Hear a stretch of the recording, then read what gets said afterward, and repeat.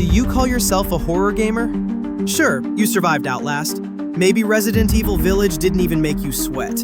But these new horror games coming in 2025 and 2026, they're on a whole different level. Let's see if you're still brave after this, because here are 20 upcoming horror games you really don't want to sleep on.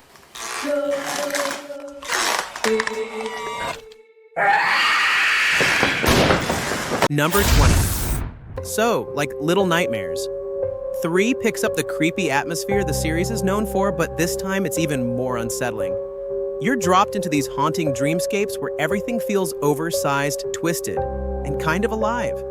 The world is full of surreal puzzles and terrifying creatures that stalk you from the shadows. What makes it stand out is the way it mixes childlike innocence with pure nightmare fuel, so every step feels both fascinating and terrifying. The visuals are really detailed, with shadows creeping across the walls and environments that look like they're straight out of a bad dream. The gameplay keeps that blend of stealth and puzzle solving, where one wrong move means you're caught. And honestly, what makes it special is how it doesn't just scare you. It makes you feel small, powerless, like you're trapped in this living nightmare that just doesn't let go.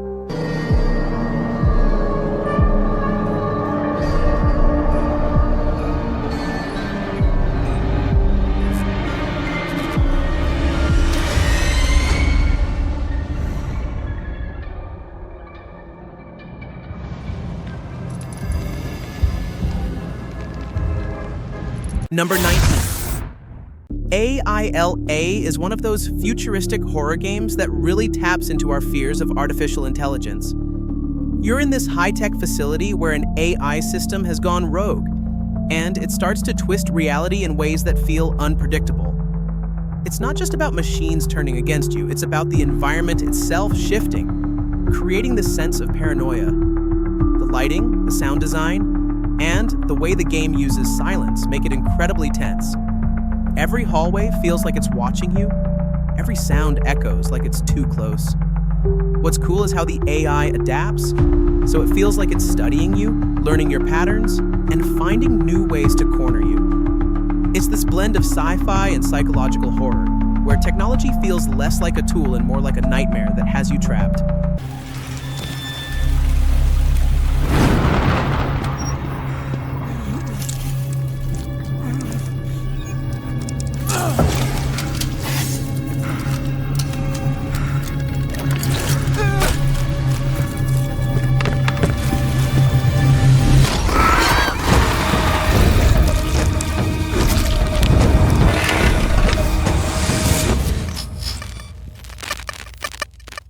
Number 18. Routine is like pure sci-fi horror. You're wandering through an abandoned lunar base, and the silence of space makes it so much scarier. The whole setting feels isolated, with flickering lights, empty corridors, and just enough movement in the shadows to make you doubt what's real. The enemies are these terrifying, robotic creatures that stalk you, but it's not all about fighting. It's about survival, hiding, and making tough choices. What makes it shine is the retro-futuristic aesthetic, like it's pulled straight from an 80s sci-fi horror movie, but brought to life with modern detail. You're always on edge because danger could come from anywhere, and the lack of comfort makes every second feel stretched out, like the horror just doesn't end.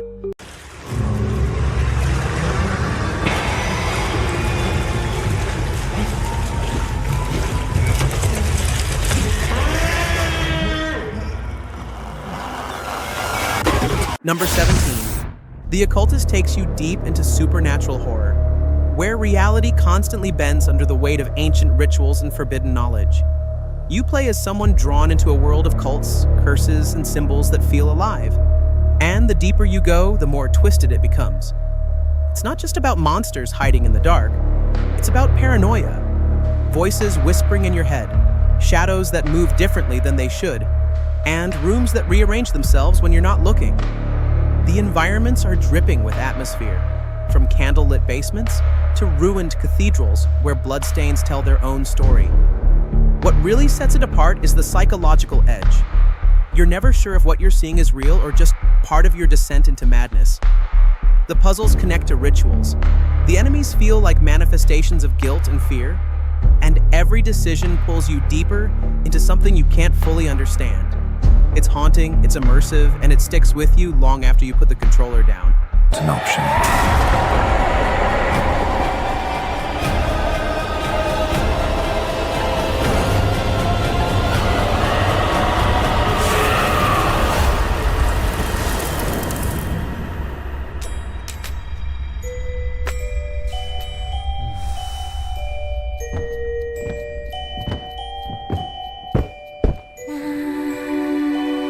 Engraved in my mind are images that would make any man tremble. But I am not just any man. Number 16. So, Dyinglight. The Beast cranks everything up compared to the original games. It's still parkour and survival, but now the horror feels heavier, like the infection has evolved into something much darker. The city is falling apart under the weight of grotesque new mutations. Creatures that don't just stalk you at night, but tear through buildings and ambush you in places you thought were safe. Movement is still key, and the parkour makes every chase adrenaline pumping, but survival feels more desperate this time. You're constantly scrounging for supplies, crafting weapons, and trying to keep ahead of a world that's crumbling faster every day. The Beast isn't just a title, it's a theme, as the line between human and monster blurs, forcing you to question what survival really costs. It's brutal, it's relentless, and it keeps you on edge because the world feels like it could swallow you whole at any moment. Every man has an animal within. If you push too much, you might unleash the beast.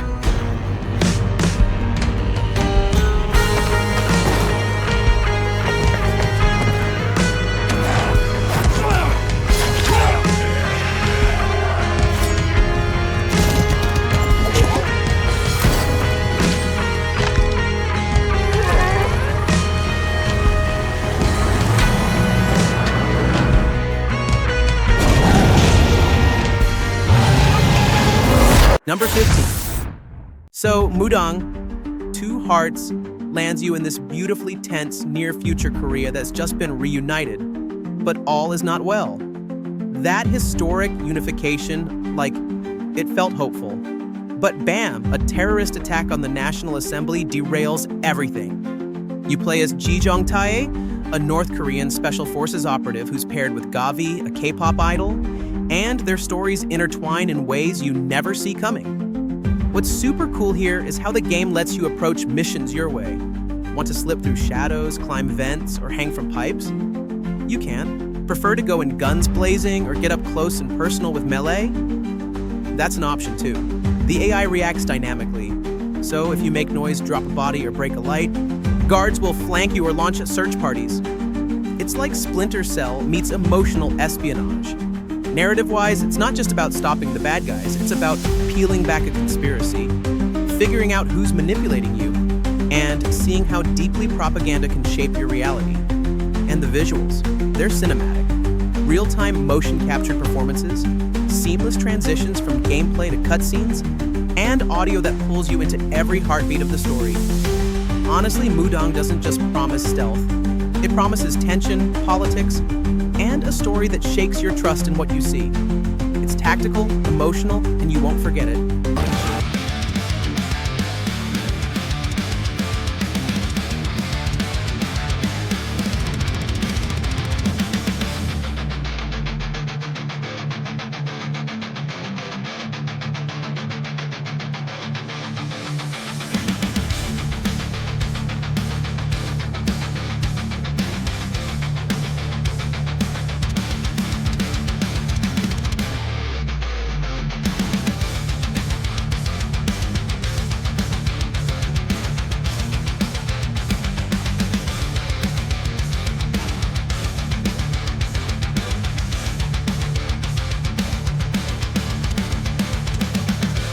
Number 14.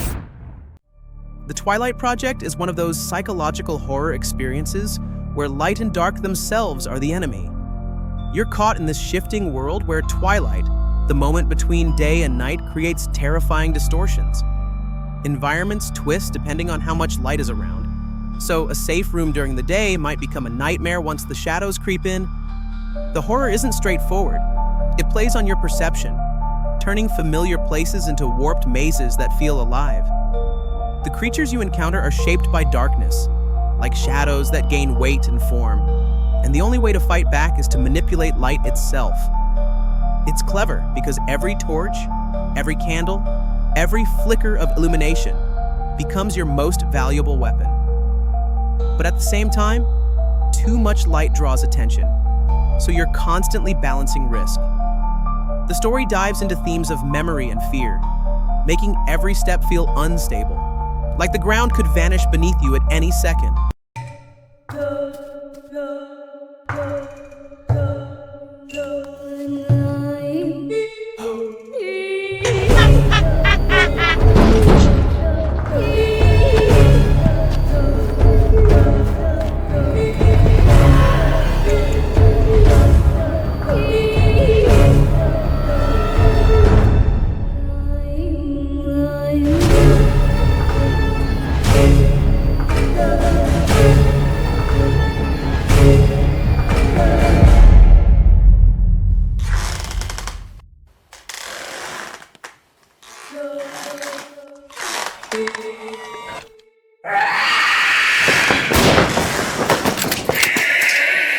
Number 13.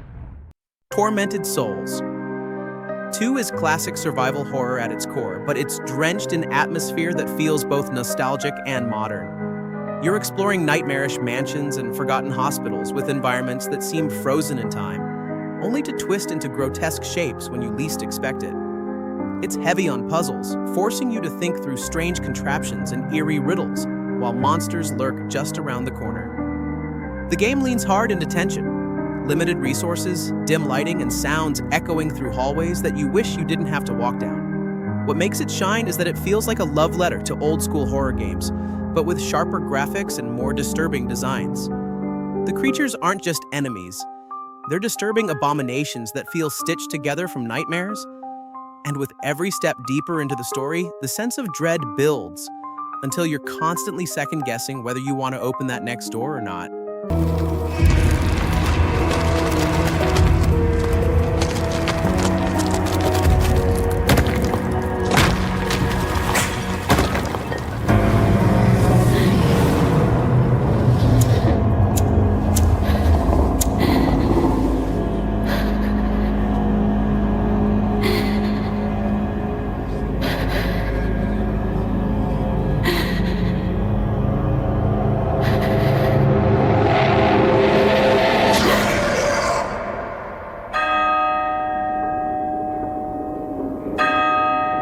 Number 12. Total Chaos is raw, brutal survival horror that's set in a decaying urban environment where everything feels hostile. Imagine abandoned buildings covered in rot, subways echoing with the sound of something you can't see, and streets that look empty but hide death around every corner.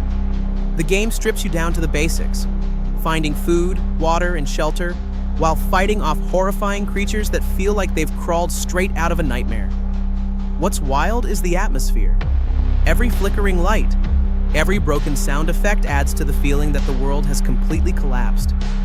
The horror here isn't flashy. It's suffocating, oppressive, making you feel like survival itself is a punishment. The enemies aren't just dangerous, they're relentless, pushing you to your limits with every encounter. It's a game that doesn't give you comfort. It keeps you struggling, clawing your way forward in a world that's already lost. And somehow, that desperation is what makes it unforgettable.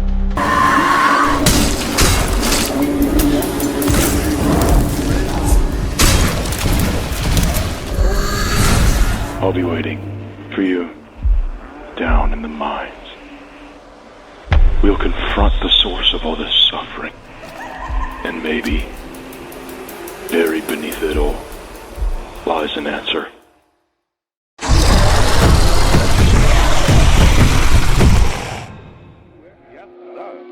Number 11.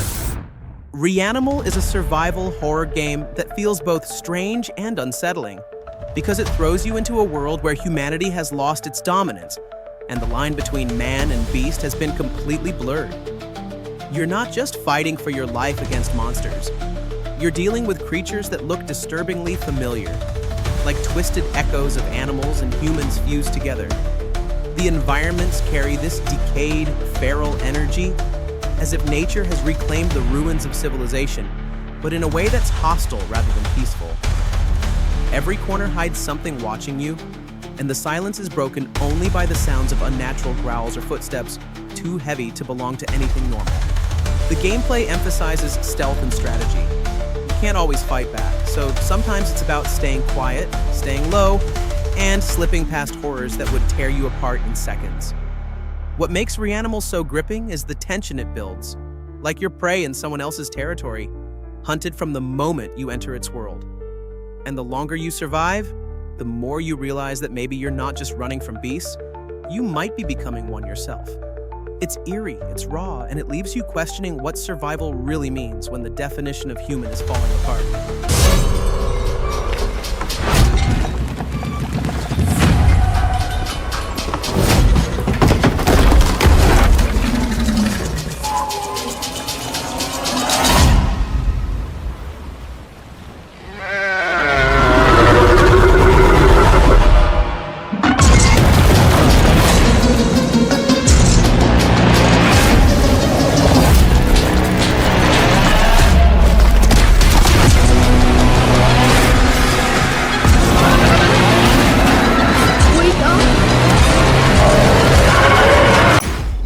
Number 10.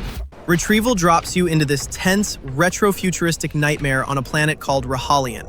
You play as Hana Loche, a mission commander who ends up stranded deep underground after everything goes wrong.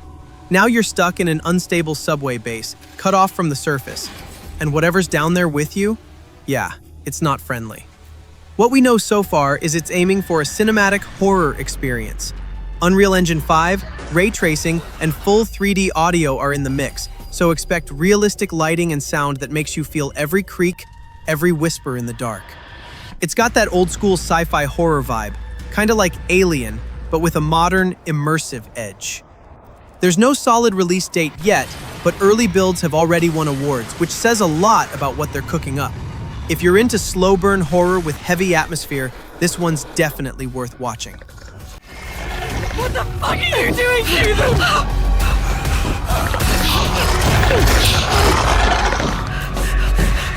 They're starting to kill. Get the fuck out of here! All this to start our new life.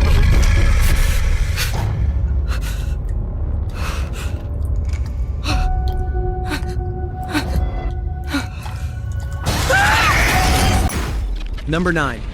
Beneath isn't just another deep-sea horror. It's like you're fighting the ocean and your own mind at the same time. You're Noah Quinn, a diver stuck in a wrecked station miles underwater, and the deeper you go, the stranger things get. The story hits that sweet spot between survival and paranoia. Noah's not just trying to make it out. He's unraveling why this whole mission went sideways in the first place. Combat? Yeah, it's brutal, but it's also smart. Ammo's tight, and some of these things, yeah, bullets aren't enough. You'll have to pick your fights, improvise, and stay 2 steps ahead or you're done. And visually, man, the lighting down there is insane. Shadows feel alive, the pressure's in your face, and when that darkness starts closing in, it's suffocating. Camel 101's behind this, and they're leaning hard into that psychological edge. No cheap scares, just pure tension. If you want horror that gets under your skin, this one's, well, worth keeping an eye on. The secrecy surrounding this project weighs heavily on my conscience.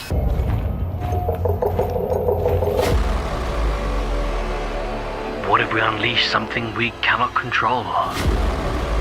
We've only scratched the surface of the ocean's mysteries.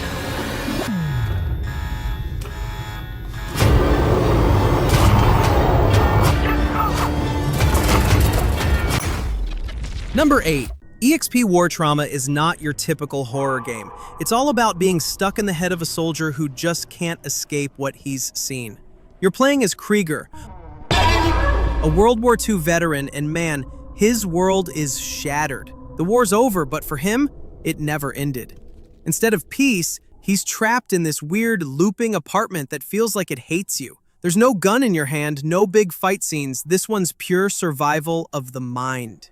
You'll search through rooms, solve creepy puzzles, and when the timer kicks in, you're sprinting because, well, something's coming.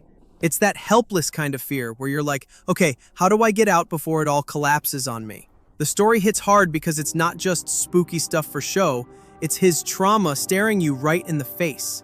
Notes, voices, flashes of the past, they all come at you like little pieces of a life that broke the man. It's not about the war outside, it's about the one inside his head. Now he's coming for you!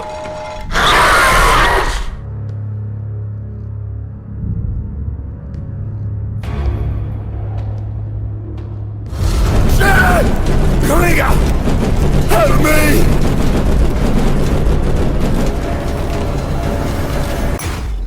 Number 7. Code Violet is just wild. It's like survival horror mashed with full-on sci-fi chaos. You're Violet Sinclair, yanked out of the past and dumped into a future where humanity is cloning, experimenting, and oh yeah, dinosaurs are back like it's their planet. And these things, they're not background. They're hunting you every chance they get. So here's the deal, combat's super tight. You've got guns and melee, but nothing's unlimited, so every bullet kind of feels like a big decision. And stealth, yeah, it's huge. Sometimes your best move is just crouching behind something. Visually, it's nuts. Unreal Engine makes every neon jungle, every creepy lab look alive. Team Kill Media is keeping this one exclusive for PS5. No PC mods, nothing. Just their vision. Drops December 2025. And honestly, if you like survival horror that hits different, this is one to watch. Do you remember yet? So many lives have been lost that just didn't need to. And most of them innocent. No one deserved any of this. We did everything for you. We were a family.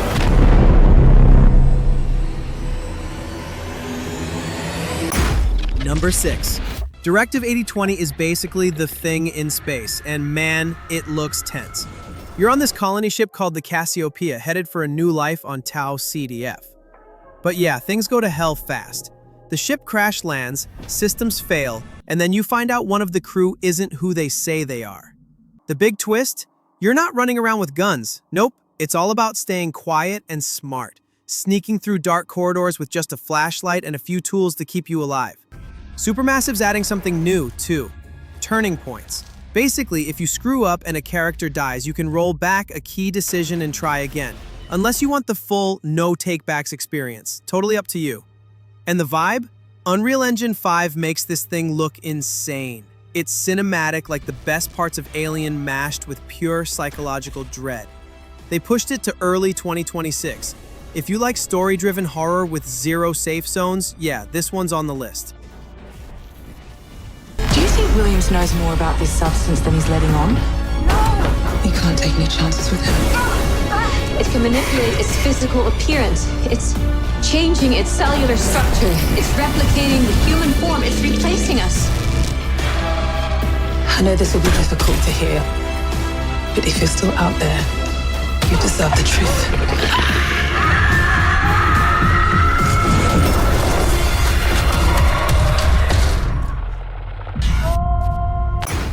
Number 5. Jurassic Park Survival takes you right back to Isla Nublar. But like, not the fun tour part, the day after everything went to hell. You're playing as Dr. Maya Joshi, an InGen scientist who missed the last ride out. So now it's just you, the jungle, and a bunch of dinosaurs that didn't get the memo about going extinct. This isn't a run-and-gun type of deal. Nah, you're sneaking through overgrown visitor centers, crawling under broken fences, and praying those raptors don't hear you breathing. The visuals? Unreal Engine 5 makes this thing look insane. Think thick jungle fog, rusty park signs, and those classic Jurassic Park vibes, but way darker and way more dangerous. And it's all about tension. You're not loading up on ammo, you're setting distractions, hiding in vents, and hoping that T-Rex roar isn't headed your way. There's no release date yet, probably 2026, but Saber Interactive sounds like they're taking their time to nail it.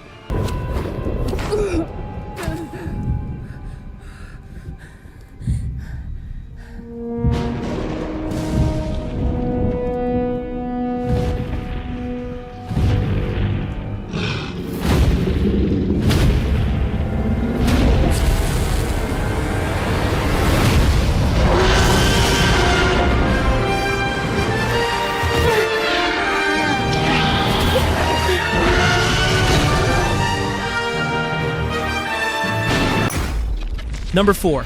The Sinking City 2 plunges you back into Arkham, but this time its streets are drowning, and it's not just water you need to watch out for. Fog-enshrouded mansions, undead cultists, and cosmic terrors lurk around every corner. It's survival horror soaked in pure Lovecraftian dread. This sequel drops the Detective Light vibe from the first game and leans hard into survival mechanics. You'll be scavenging limited ammo, managing inventory, and fighting otherworldly monsters. Think Deep Ones, Migo, and brand new abominations only frogwares could dream up. And yeah, you can still investigate, but that sleuthing is now optional, and definitely optional if you just want to avoid existential dread. Frogwares isn't just banking on hype. They've launched a Kickstarter in 2025 to help complete the game under wartime strain. It's already hit its goal and even unlocked community perks like a collector's edition.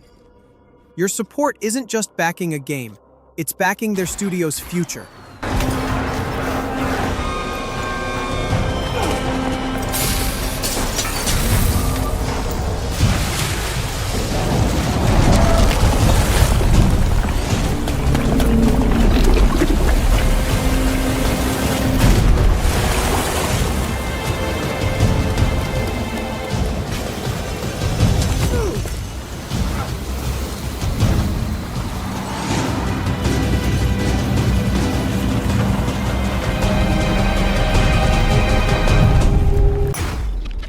Number 3, Silent Hill F is taking the series in a totally new direction, and honestly, it feels fresh in the creepiest way. Forget the old foggy streets of America, this one's set in 1960s Japan, and the whole vibe is twisted folklore meets pure Silent Hill dread. You play as Hinako Shimizu, a high school girl stuck in this remote mountain town. Everything's normal until it's not. The fog rolls in, the streets start to rot, and reality just unravels. It's that classic Silent Hill mental spiral, but now with a heavy dose of Japanese horror and symbolism that'll mess with your head.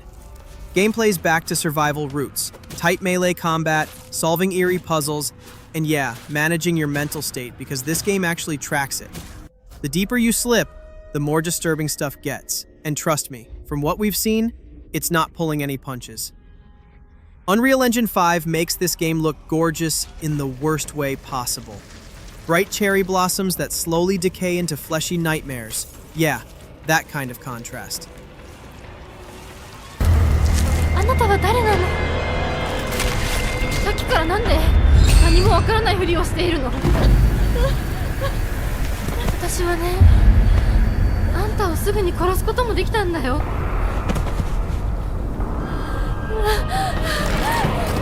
全部奪ったな。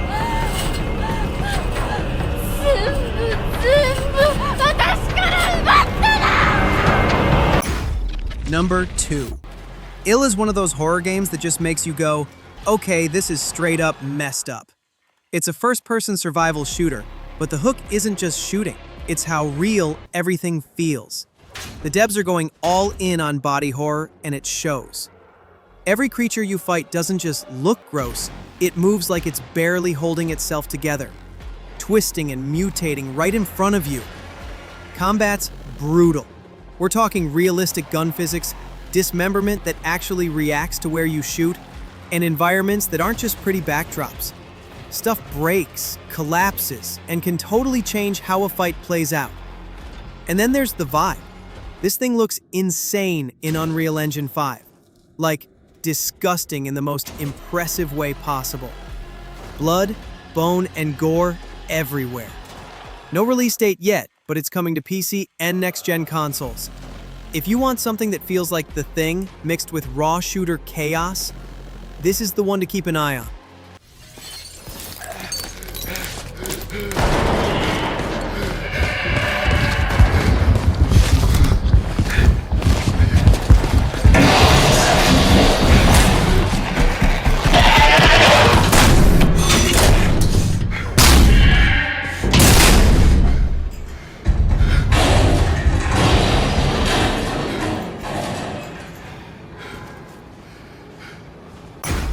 Number 1.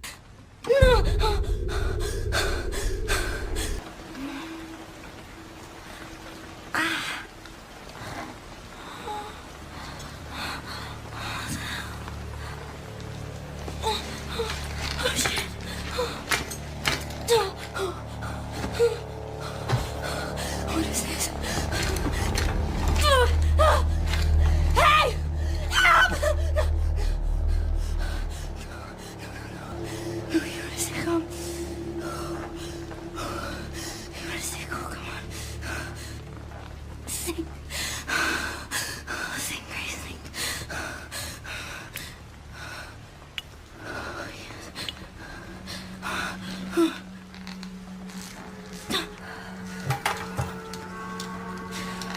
Oh, yes.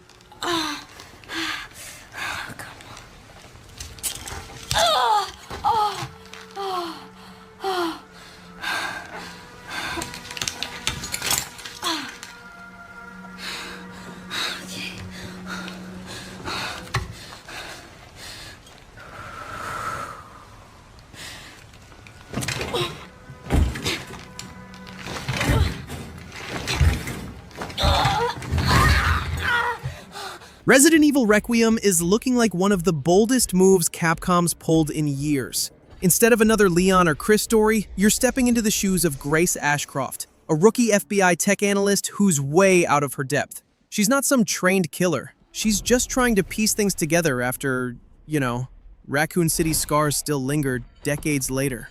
The wild part? You can flip between first person and third person anytime you want. So if you like that in-your-face RE7 style tension, stick to first. But if you want some breathing room like RE4 or Village, yeah, just switch it up. Honestly, that flexibility sounds like a game changer. The setup's all about this investigation at the Wrenwood Hotel, and man, it's pure old-school Resident Evil vibes. Dim hallways, creepy echoes, stuff that makes you check behind you for no reason. This one's dropping February 27th, 2026 on PC, PS5, and Series X/S. And there's a demo hitting Gamescom 2025.